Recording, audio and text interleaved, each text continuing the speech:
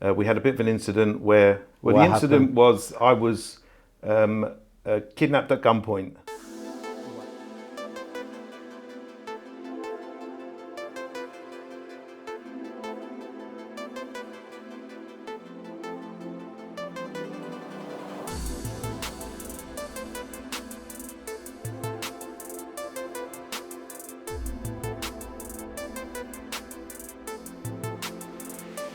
Welcome to the Next Level Finance Podcast, episode 6, I believe, if I get it right.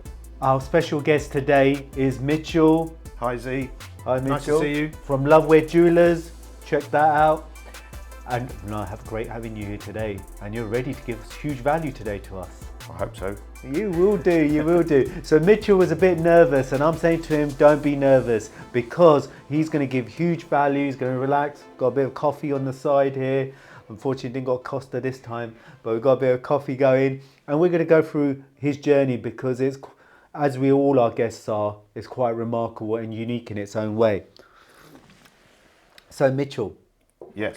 Right, so we're going to start first with the fun part. You've also had some personal challenges, like a lot of our entrepreneurs do, and it's always good to share it with all our audience. The first one, right, and I'll get straight to the point, as everyone knows, is about a big area that a lot of people don't know much about, or enough about, in my opinion, is anti-Semitism. Yes. Tell me a bit of your impact on that, because I always like to understand the person's experiences, share it with the audience, because everyone's got a different journey and they've had different impacts. Tell us a bit about that. Impact. Look, anti-Semitism has been around for some time, still there, probably stronger than ever. My youth would be things like going to a Jewish school and facing anti-Semitism, not every day, but on a regular basis. Simple things like, as we're coming from the train to walking up to the school, there'd be anti-Semitism literally right in front of you. Give us some examples, because do you know why? It's because, look, I've had him from my background as well, and everyone has a different bit. Give us an example so the audience and everyone can understand. An example which may not look, being thrown pennies from the bridge at the station at the Jewish kids that all they were innocently doing is walking to school. Walking to school and being punched by an oncoming guy that didn't like the way we looked. Look, this wasn't regular, but it does affect you, and it makes you more aware. And as you're growing up, you become more aware, and you're more wise to it. But you probably see the effects that it has on you as you get older. And it makes you more aware, makes you probably a stronger person inside, and just you don't as a kid, unfortunately it became the norm, but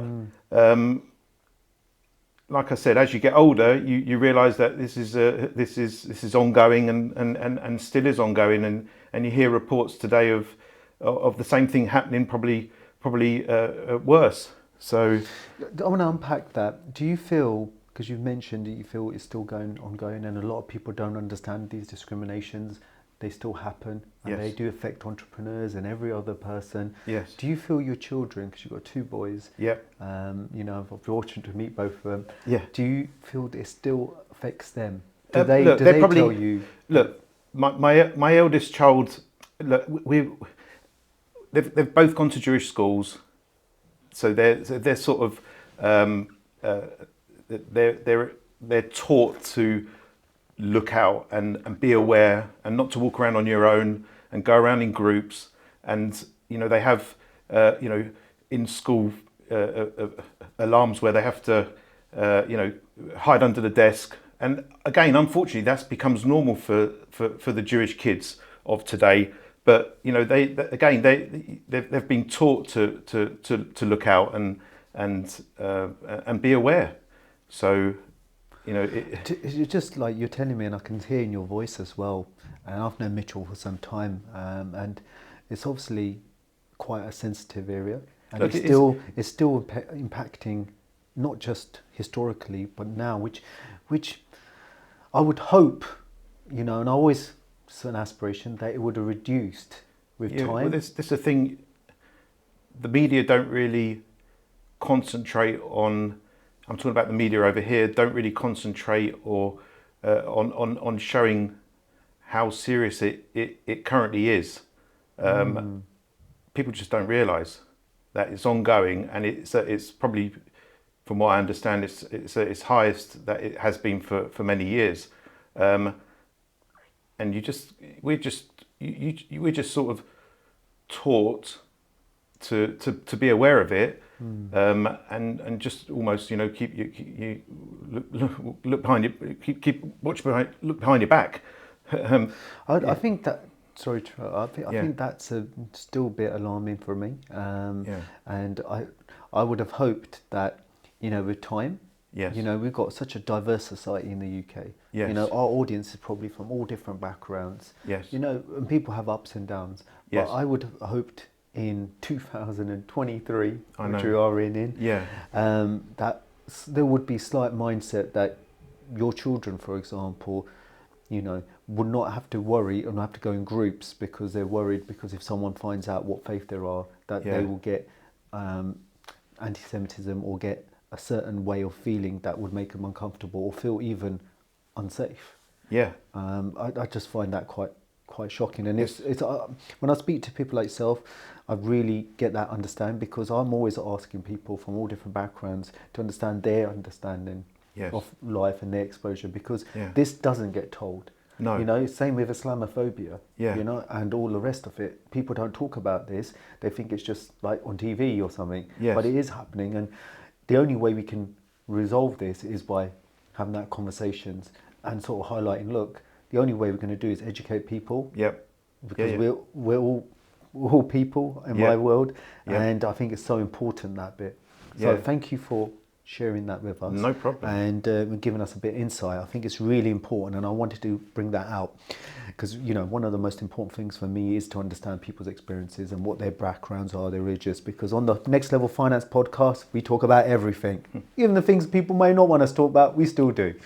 The next bit I wanted to talk about is your business bit, your business journey. And we were talking about, spoke so many times over the years, is about how you changed your mindset from being like an employee to an entrepreneur.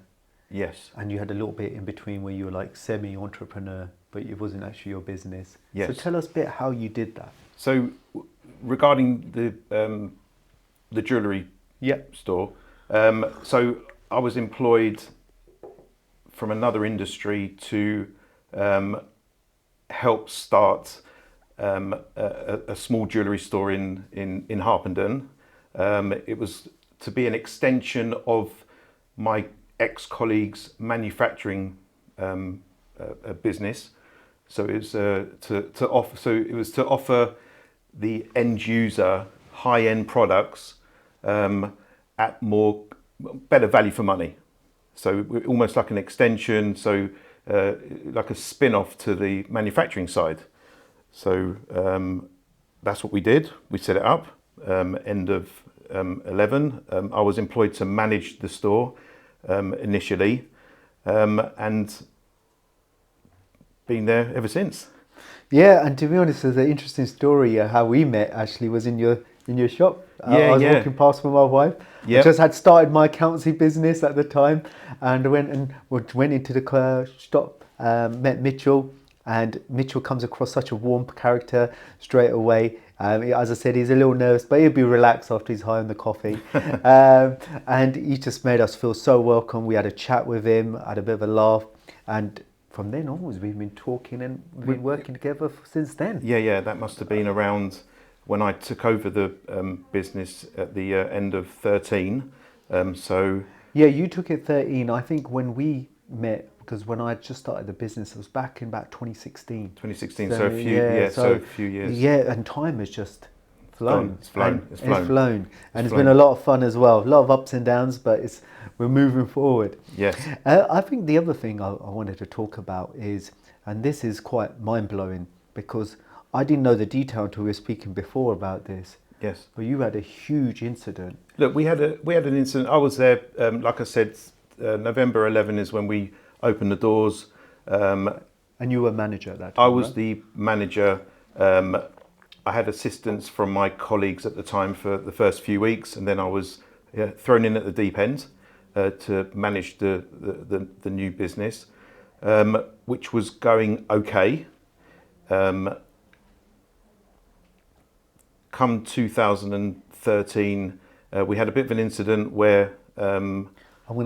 He's understaying a bit of an incident. Well, What the incident happened? was I was kidnapped at gunpoint. Wow. Yeah. Just say that again because So I was someone might have missed that. Kidnapped at gunpoint from the business. And this is near in Harpenden? This is in Harpenden, not from the store, but from near the store. And, yeah. Wow. You know, when you said that, you just said it in part. I was like, what? We have to talk about this. So you were, I think, around the back of the store? So, yeah, around the back of the store. So basically, look, it was a couple of weeks being... a couple of weeks I was dealing with a potential client. That client turned out to be one of the three guys that were involved in this robbery, and ultimately I was kidnapped at gunpoint, put in a car, tied up with duct tape, and hooded and driven round for a period of time whilst the main guy, robbed the shop. Wow. So yeah, which. And how did you? First of all, how did that end? Because obviously, Well, it ended with us having everything got stolen. yeah. I ended up in being interviewed at the police station for many hours. It ended up where they did, after a couple of days, get found and caught and put in prison. So let me rewind that for a sec. Sorry. Yeah. You got grabbed. Yes. Hooded, put Yes. into the car boot. Not in the boot, in the back seat. In the back seat. Yeah.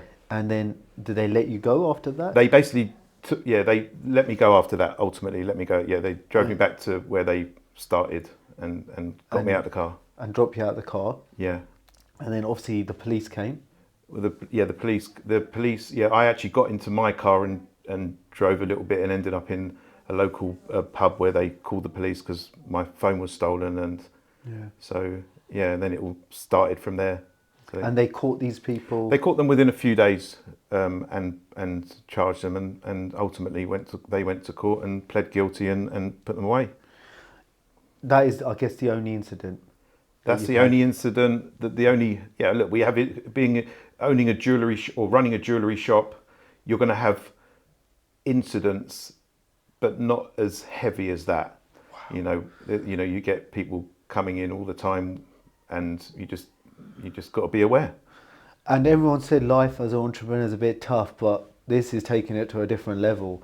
Wow. So you survived that, and then you actually then went and bought or took over so basically, as the owner. So from that incident, I was given from that incident, the owners of the business, my colleagues, decided that it's been a couple of years, the business wasn't yet profitable. They were going to.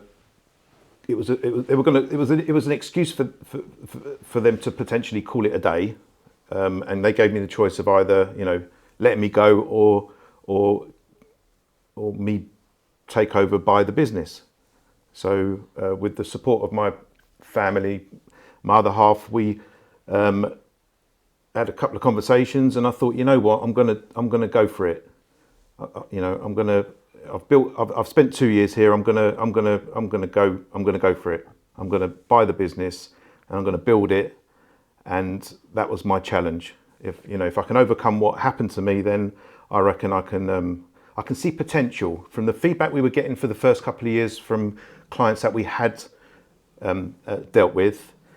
Feedback in verbal feedback, letters of thank you letters, the usual. I thought there's something here that I reckon I can build on, and I like it here. I like the products we're selling. I like the people I'm dealing with. I like the area. So there was a lot of likes. So I thought I'm going to go for it, and that's, I haven't looked back. So that nicely brings us on to, the challenges of business. Yes. So you've gone through some crazy aspects. Yes. Right? You've gone from managing the business to Yes. now owning the business. Bit of Yes. a difference. Yes. But you invested so much time, those initial few years before you owned it. Yes. What did you feel that you were going to do in the business which was going to be different to other people? Right? Because you sort of got like a niche in marketing. Yeah, I realised that the initial business model that my ex-colleagues started out at wasn't correct for where we're based. And when I say not correct, it became apparent to me that clients in the area that in Harpenden and surrounds wanted something a bit different from the normal off-the-shelf jewellery that one can buy anywhere. So I thought, hang on a second, the models changing. I think the model's changing from what the end user wants. I'm going to have to adapt to that and start seeing if this, if more customizing our range is a better avenue to take. Wow. Rather than off the shelf. So I slowly took that route, and that is what our clients preferred.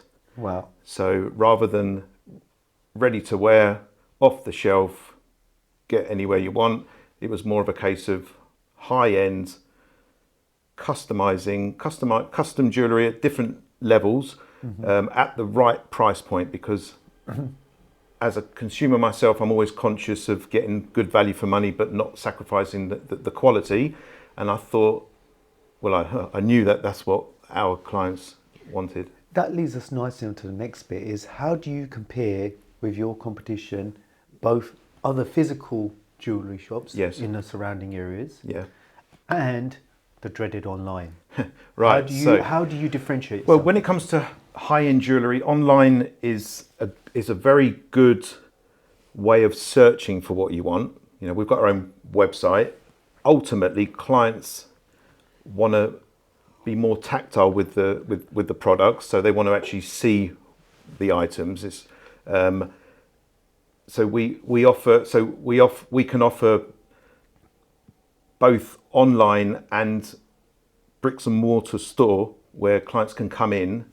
We can, regardless of what their budget is, I will handle them exactly the same way as they will get handled and dealt with the same. The forefront is service, quality of the product, and after sales, which is important. And you're dealing with me from start to finish. You're not being palmed off to anybody else. So I want to be in control, to be honest. I guess that's quite important. What you're doing, you're providing that unique service, that tailoring to the individual, which Yes. is a bit different, I guess, when you go to, if I'm allowed to say, H. Samuel and all these kind of places. Yeah, look, the bigger commercial retailers, they have good businesses, but what most of the market don't understand is that you can actually get like the higher end product probably for less money if you shop around and use the small business. You get the service from start to finish. You get that's really important. If there's any issues with sizing in a year's time, my clients know that they can just come straight into the shop and we can help them. It's all included in the initial sale. Yeah, and I think your after-sale service is amazing. And I think that's what I've heard from a lot of feedback from a lot of people and our own experiences. Yeah. I guess one of the things I want to talk about is how do you manage the different hats of running a business? Because I think this is the biggest challenge I see entrepreneurs all the time. Yes. How do they distinguish and realise how much time and what they're going to do to be able to do all the different hats? Look, we have our shop hours, which are shop days, 5 days a week. That's for a reason. It's not like we don't want to be there physically in store every day, but because I am a one-man band, Yeah. I've time managed and realised that whilst I'm at the shop Tuesday to Saturday, Mondays is my day to sort out a lot of the orders from the week or collections from suppliers, deal with chasing orders, speak to suppliers, speak to clients. So physically, I'm all over the place, delivering, going to London. That's for a reason. It's not that we don't want to open up on that day. So that's time management. So I know that over the past few years, I've worked out that being in the shop 5 days a week, being open 5 days a week, that's productive. And then, if a client wants to meet me on a Sunday at the shop because they can't make it during the week, no problem. Go and meet them in the shop, go through the consultancy process, and just trying to manage all different aspects, systems, making sure all my systems are in order, triplicating everything. You're dealing with all different types of jewellery, watches, different values. So I've got my systems. I run it like I'm running a tight ship there.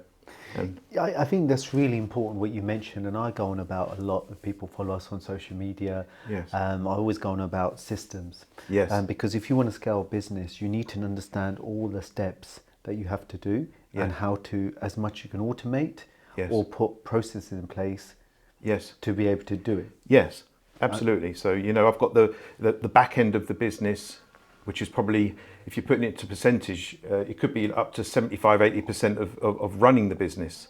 Back end, getting all the info to Certax in order for them to do their job, being organised, making sure nothing's delayed you in doing doing your job, because ultimately it helps me and my job. So allocating time to do that. You mentioned different hats. I mean, the frontline selling part is probably the you could say the smallest part of running the business. To be frank, so just making that's just over time, over the years, I've realised and I've learned how to allocate my time, and it's just experience and just being there for all those years. So I think it's a constant challenge for all entrepreneurs. It's good to get your take on it and how you try to attack it, because everyone's got different ways of doing it. Yeah. But ultimately, is what works for you and makes the business flexible enough to do what you need it to do. Right. Absolutely. Yeah. Absolutely right. I think the other bit I want to talk about a bit is, and I think we don't do it enough, is people's successes. Yes. Because I think one of the things is, you've owned the business now for 10 years. Yes. Wow. Yes. You know, scary stat. Yes. 96% of businesses fail over 10 years. Over 10 years. Yeah. And so you're in that 4% already. Wow. That's an amazing achievement. Yeah. And I wanted to understand, what did you do differently? Because you've obviously been involved in different types of businesses before. Yes. So what did you do differently in this business to other businesses? Systems, I'll say it again. So put my systems in place, time management, working with the markets. So, going with market conditions. So what that means is, for me, is that if things appear, or if my supplies appear more expensive, be more flexible with my clients, generate business when things are quiet, rather than just wait for custom to come. How do I do that? Update websites, send out more promotional material, more brand awareness, maybe stay a couple of hours longer of an evening, get in a couple of hours earlier, just so people know I'm still around. My heart and soul is in this business more than it was in other businesses, because I like what I do. Okay. Which makes a massive difference, because I actually look forward to working, whereas you could say in my other businesses, I was working, but I didn't really look forward to it. So it's more of a case of I enjoy what I do. I deal with nice people. I deal with a nice product. I'm in a very nice area. Like I mentioned earlier, it's ticking a lot of boxes for me. So Hey, let me unpack that. That's a really good point. What you've mentioned some of the things you like. Yes. But if it was number one thing that you said, look, this is what makes me get up in the morning. Yes. And be an entrepreneur for the Yes. audience. What is the number one thing? Number one thing is growing the business to a level where I can. It could run on its own, but with me, but without. It can run more consistently, without the troughs and peaks. So if I can get it to a level where every month of every year it's consistent, that's my challenge. And then I could maybe branch out into doing other things connected to the business. Okay. So I think that's a really interesting point. So it's the aspiration that you're striving for that's driving you as your number one thing. And I think you need that. Yes. I'm as many people know, a big Man U fan, right? Yeah. And what ends up happening Poor guy. is... Yeah. Oh, come on. I liked him until that. The bit that I did is what's Alex Ferguson, right? Because Yes. if you look at it, he's a very successful person, wasn't he? Hugely successful. Yes. And the mindset.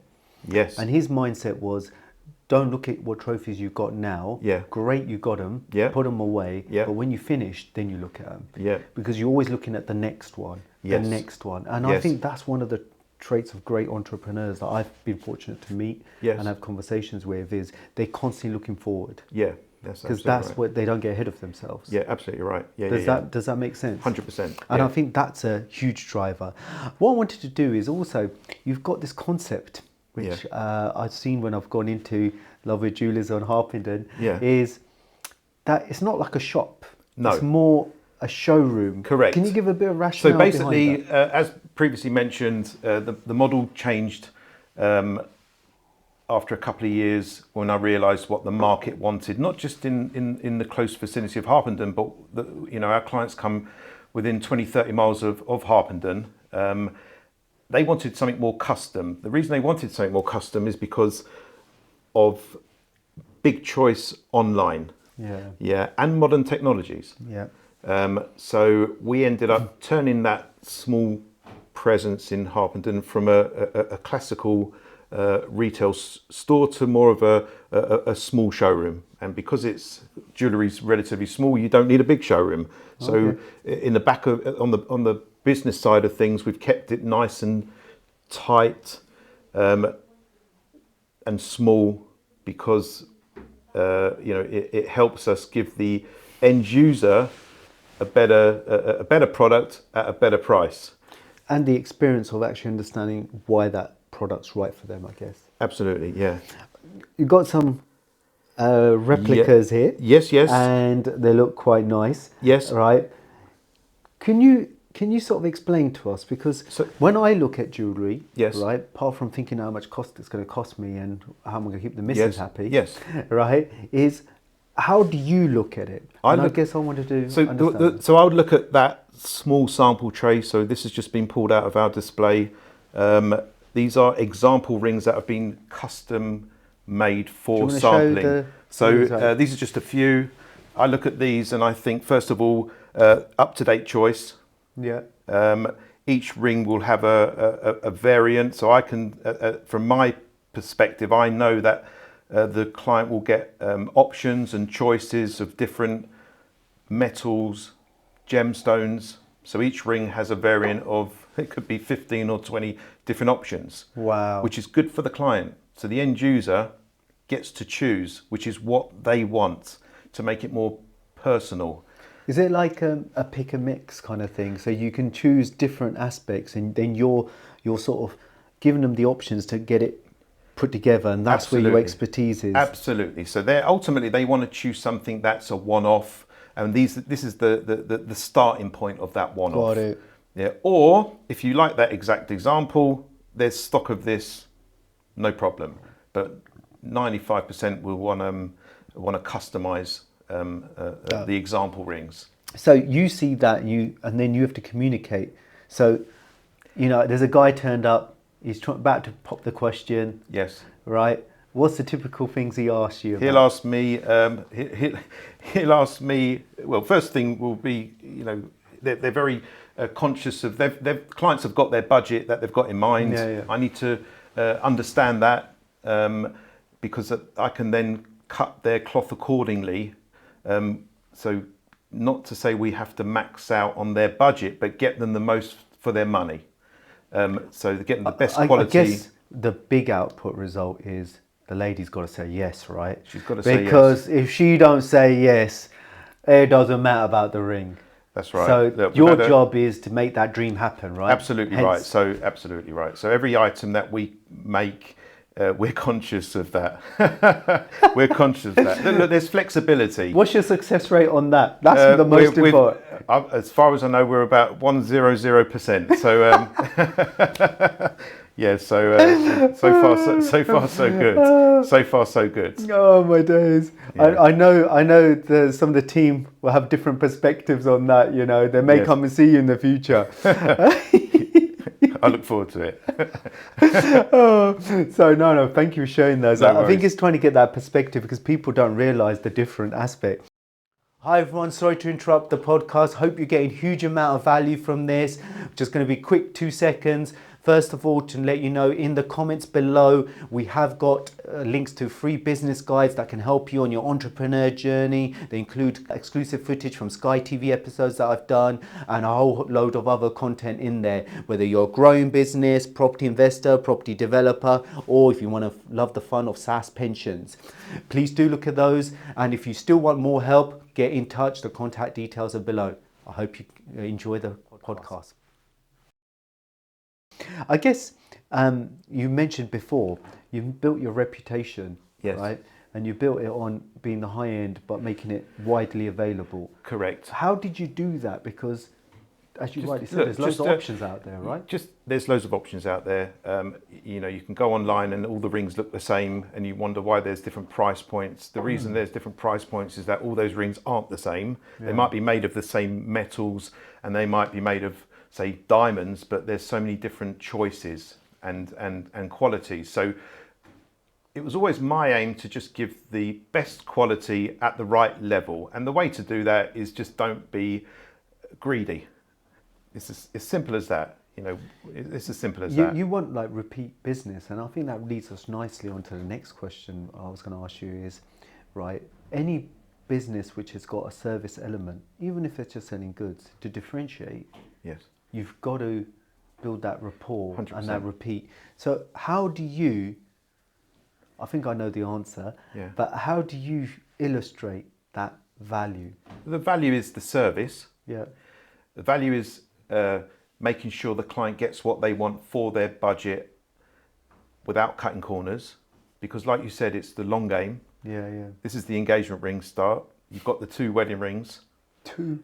You've got the eternity rings. You've got the pendants. You've got the earrings. So for Oh, me, my days. it's not a matter of, you know, getting the most out of the client on their engagement ring. It's more about getting them the most for the engagement ring and having that lifelong relationship. And my clients are my friends. Yeah. You know, we're on first name terms. I've got all their, you know, we're messaging all the time, and they know that they can just call on me at any time, and I respond and I deal with any issue. It's like that customer life cycle, you know, and there's a lot of entrepreneurs don't always look at this, but you've got to look how long that client's going to be with you and how regularly they're going to repeat. Yes. But I think one of the other things I think is quite clear is, and you'll probably explain this as well, it's the passion, right? Yes. You were showing that, Julie. You got passion for it. Yes. If you don't have passion, Yes. right, you might as well call it a day. Yeah, look, I agree. Look, I am passionate. I'm passionate about the business side. I'm passionate about the product side of it as well. Which, you know, if you haven't got passion for what you're selling, I don't think it would have worked for me. So I just happen to have passion on the business side as well as the product side and the service side. Every element is just, I just want to make sure that every element is covered and everybody's they're all happy. I want to talk a bit about, some of the stages you went, and because a lot of people have be entrepreneurs, have failed businesses. Yes. We said 10 years, you're in a small amount already. Yes. One of the things that I've noticed a lot of times, they give up. Yes. You had a fashion business, you told me, which I learned went today. into family business. So I went to London College of Fashion. Then I went into my family business, or my father's business, which was retail fabrics. Yeah. I was there for some time. Family circumstances changed. My dad got ill, and then I ended up in property because my sister was in that industry. And from property, I ended up in jewellery. So Wow. yeah. But when you say property, you were more estate agent. More on the property? agency side. Yeah. So the and lettings and things like that. lettings, sales. Look, it's which gives you a good insight into business, into market conditions, into what people want and what they don't want, how to handle people, customer service. It's the same, Zee. It is. Do you know what? It's mad because I see a lot of people in property, as you know as well. Yes. So that's one of my little favourite areas, and it is a bit of a world in itself. But it's quite interesting that you've had that journey. Yeah. And now you've obviously ended up jewellery. But I guess the first two, why did you feel those careers didn't work for you, whereas jewellery has? I just feel more comfortable in my clients are different. Those clients that buy jewellery off me, they might have a different mindset when they're selling their property through me. Yeah. So their anxiety levels might be at a different. Yeah. So we're dealing with the same people, but when one's selling or trying to sell or buy the biggest commodity of their life, their psychological mindset is set differently. This is what I can understand that, but I'm also thinking in my head that I'm just about to get married, right? Yes. That's probably a major life event. Yes. And I don't know how popular I'm going to be, but the ladies get hugely stressed at weddings because they tend to be quite organising it a lot more than us guys. Yes. Right? I think that's quite stressful, isn't it? It's stressful. Look, don't get me wrong. It's stressful. I see the stresses. I try and relax potential clients when it comes to, say, the wedding ring stage. And again, I love how you put that bio, the wedding ring stage. The wedding ring stage. I love that. Yeah, the wedding ring stage. There's a wedding ring stage. Whether they leave it to the last minute or not, I try and take on their wedding ring stresses. And look, I just take over. I show them the sample wedding rings. There's no heavy selling. Sometimes the client will say, yeah, they want to go for that. I might even slow them down and say, look, have a think about it first. You've got 6 months. You might change your mind. You're searching on the internet still. Half of those clients come back and say, Mitch, you're right. We were going to go. Lucky we didn't go for that because I've seen this. So there's a process, and as long as they feel comfortable that I can get them what they want in time, at the right price, again without cutting quality. That's I'm almost taken over their wedding ring stresses.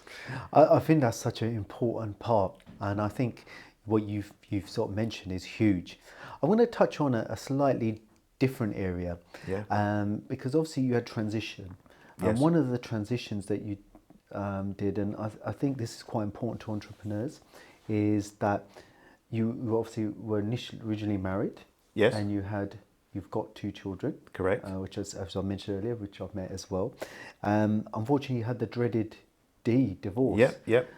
How did you deal with that to then still have the energy to deal with that, become an entrepreneur and keep a balance with your now ex-wife and keep a good relationship with your children? How did you do all of that? Well, certain people might crumble during and after a divorce, but again, like the kidnapping, I took a different stance, I took a different stance on it, and I thought, right, I'm going to get through this, and I'm going to become better and stronger in my mind, and it gave me, it's just probably the way I'm built, it just gave me more of a reason to push myself into any challenge that I might face. My current partner, fiance, helped me a lot of the way, and you know, if you've got good people behind you, then you can pretty much, you know, get through it. Yeah, no, it's amazing how you put that, and I know how you sort of mentioned it. My head is still spinning when you say the kidnap, isn't it? And you're just like, yeah, the kidnap. I got through that. That shows huge character. And do you know what? When we do these Next Level Finance podcasts, one of the things is for us is huge to show that, you know, the people can have that resilience. As an entrepreneur, you've got to build so much resilience, right? Absolutely, yeah. Look, you need to build resilience, and these things they're very testing, but in a weird way do help. You know, if you're going to give up at the first hurdle, then, you know, I don't think it wouldn't work, would it? So these things weirdly have helped me get to where I am at the moment, and they're going to help me get to where I want to be in the future. No, it's amazing. It's amazing. I've had a few instances in life, and you definitely that make a big difference. I want to talk a bit now around your approach, and we sort of talked about it with the jewellery, right? You call it a consultancy approach. And explain to me, if someone turns up and go into your shop, go into Loveweds Jewellers, check the coffee with Zee, by the way, we've got that exposure, you're going to love that one.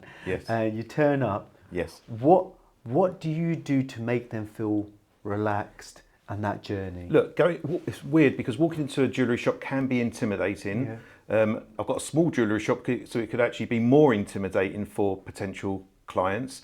But on initial approach, it's more of because I don't know what that client's going to come in for. Are they going to come in for a small repair? Are they going to come in for an engagement, wedding, eternity ring? You know, I have no idea. They just want some advice. Do they want an insurance certificate? Do they want a probate certificate? So my approach is a natural approach. It's just I'm welcoming, smile on the face, because I know that, you know, a lot of the time they've done the rounds and they don't get that approach. But naturally, that's my approach. It's not a forceful, pressurized selling approach, because again, naturally, I'm not that way. I don't work that way, and clients they don't want that. So as long as it takes, I'm there every day, forever. So as long as they understand that there's no pressure, I'll go through the motions with them. If it takes 3 consultancies, 5 visits, hour each visit, whatever they decide, as long as I know that I've done my bit in narrowing the brief and getting them to a level where this is ultimately what you've initially come in for. This is ultimately the budget you wanted to hit. I've done my job in getting to that level. If they press the button and go for it, then I'm on to the next stage of getting the item manufactured and getting it to the client as soon as possible. So I think you put a really good point on that. It's that stage process and having that relaxed environment. Because as I said, we've gone in the showroom. I call it showroom now. Yeah, that's right. And it's just relaxed because you sit there, you've got quite a few nice coffee options. You got to relax. And I think it's all about the experience, isn't it? Yeah, the experience. Look, it does help when you've spent years in understanding what your market wants. So when you walk into the shop, most of the sample jewellery is what the client wants, which makes it a better experience for the customer or the client, because you know, you've narrowed down what they're looking for. So it's do you agree? I think one of the big things you're doing is giving them reassurance, because I'm just thinking from a consumer perspective. When you've got some people have it as collaborative. They go to their partner or fiance or whatever stage they're in, or the wife to be, and they give them obviously the ring, right? They go buy it with them. But some people want to buy it as a surprise. So they need a lot of assurance. Are they going to go for it? Is it going to be what they want? Because us guys generally are clueless. Let's be honest. Yeah, let's put it on there. I'm putting the PC out the window. We struggle, right? And we need expertise. How do you make that? The reassurance is most clients will come in with images they've pulled off of websites. I can assure them that we can create their designs at the budget that they're trying to hit without cutting corners, in time. They've got to deal with me from start to finish, before, during and after. And after the first, say, initial, not consultation, initial them gauging me, on gauging the store, they most do come back for that initial consultation after I've explained how we operate and how we work compared to others. Amazing. No, it's amazing. And it's, do you know what? You have to see it to believe it. It's that journey, isn't it? Yeah. I wanted to talk about some other aspects, like we call it a bit macro effects. Yes. Right. And I always ask our guests, because it's always trying to understand how they've impacted your business. And I think some of the big impacts is, how did COVID impact your business? Look, we had to, non-essential shops had to close down. We're a non-essential shop. Yeah. During that period, look, it did hit us. It hit us hard because, my time management and having that front end retail boutique shop open 5 days a week, it was tough to close those doors. And it wasn't just once. We were closing and opening and closing and opening. That wasn't going to stop me in making sure that my clients, or any inquiries that were coming through the website or via WhatsApp or via telephone, it wasn't going to stop me. I just kept in communication. Suppliers, the manufacturing side, were allowed to open, so supplies were still there. I could still get my pricing and quotes out, and just stayed on top of it rather than just stay at home and sunbathe. I was still dealing with the clients' inquiries. It's interesting you say that, because as entrepreneurs, it was a total different experience. I saw all these people who were fortunate enough to have been, I guess, employment in some sort. They were like at home. Oh, we're having a nice relax. Yeah. I'm like, I'm working harder than ever. And so especially what we were doing. Yeah. We're having to support all these businesses. That's every 2 seconds. Oh, Rishi's on TV. That's right. Boris is telling us something totally different. That's just keep us guessing. Yeah, that's right. So, yeah, I think this is so important to understand that it was a huge impact to all industries. All industries, huge impact. Prices were all over the place. Clients were all over the place. Everyone was like, but we got through it.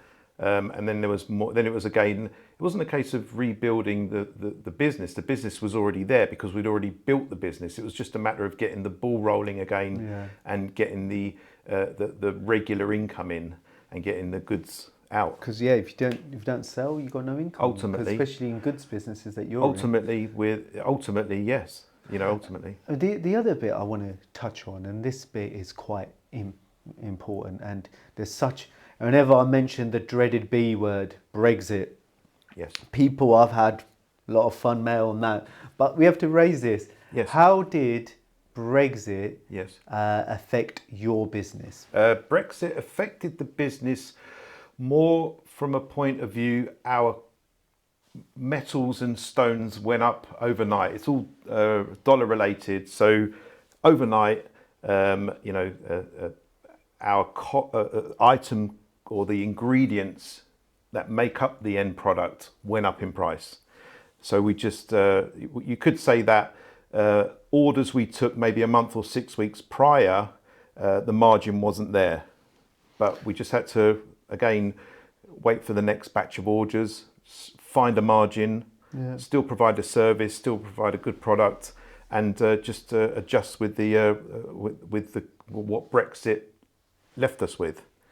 From your point of view, and this is purely financially driven, not political, before people start commenting and all the rest of it, they will do anyway. Yeah. Do you think Brexit's been good or bad for the UK economy, and especially in jewellery? My personal opinion, I don't think it's helped the UK economy. Love that. But has it affected your business negatively, i.e. a price increase? Price increase is, you could say, a negative, but that's you've got inflation now as well Yeah. as that initial price increase.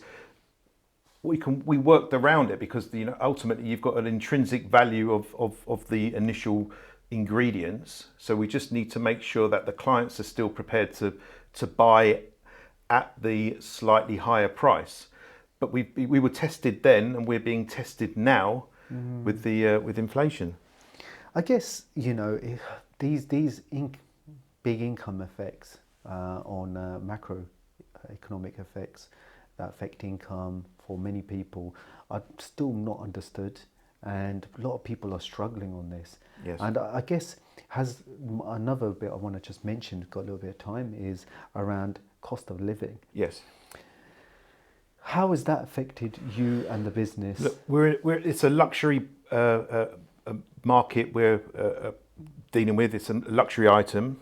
So you could say that if it wasn't for people still getting married, our revenue would slow down. Yeah. That's where we've just got to, rely on people that still want to get married, still want to propose, still want to get married, still want to, go for the eternity rings.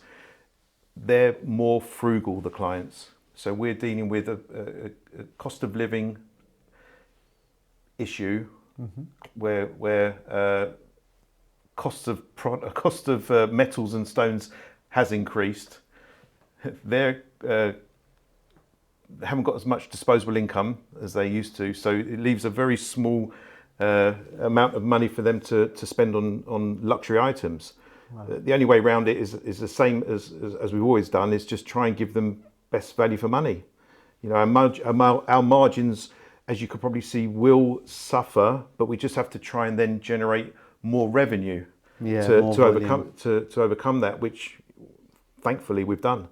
Yeah, no, it's listen, Mitchell, it's been great having you on the Next Level Finance podcast, and you've given huge value to entrepreneurs out there who are providing a hybrid of goods, services, and inspiring them, because your journey has been quite inspirational. The resilience that you've shown is unbelievable. So thank you so much. Thank you very much. No, thank you for having coming. me. No, it was great having you. And also, Mitchell's contacts will be in the comments below. If you like, comment wherever we post this across social media. If you're watching it on YouTube later, do enjoy it as well. And we'll have contacts and link points for Mitchell to show you, well, if you want to get in contact and make that person happy for you, because he will definitely help you in that journey. Thank you so much.